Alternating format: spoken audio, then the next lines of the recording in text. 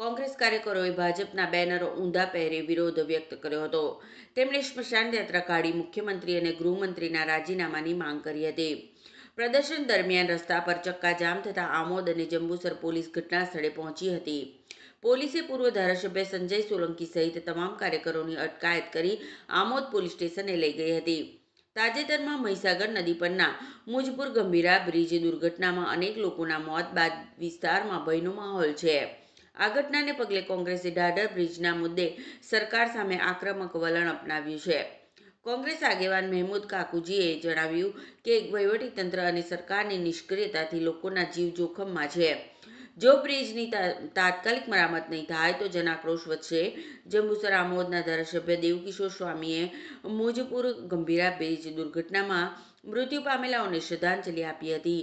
તેમણે જણાવ્યું કે ટૂંક સમયમાં ભરૂચથી જંબુસર 4 લેન સાથે ઢાઢર, નાહિયેર ખાડી, ભૂખી ખાડી અને સમની સહિતના બ્રિજોની કામગીરી શરૂ થશે। અધિકારીઓને બ્રિજના તાત્કાલિક રિપેરિંગની સૂચના આપવામાં આવી છે।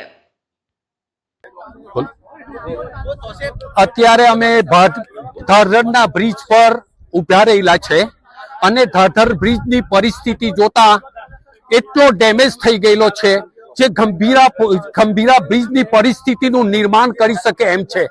વારંવાર લેખિતમાં રજૂઆત કરવા છતાં, આંદોલન કરવા છતાં પણ આ તંત્રએ એની તકેદારી રાખી નથી અને અમારી ખાસ માંગ એ છે કે હેવી વ્હીકલ યુદ્ધના ધોરણે તાત્કાલિક બંધ કરવામાં આવે।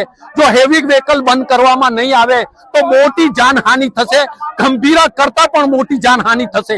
અને આ નદીની નીચેમાં 150 થી 200 મગરો છે અને એ જો પરિસ્થિતિનું નિર્માણ થશે એની જવાબદારી કોની રહેશે? એટલે વહેલામાં વહેલી તકે આ કામ ચાલુ કરે એવી અમારી નમ્ર વિનંતી છે। અમારા ધારાસભ્યથી લઈને અમારા પ્રમુખોથી લઈને કલેક્ટરમાં વારંવાર રજૂઆત કરી છે, છતાં પણ ધ્યાને દોરવામાં આવી નથી।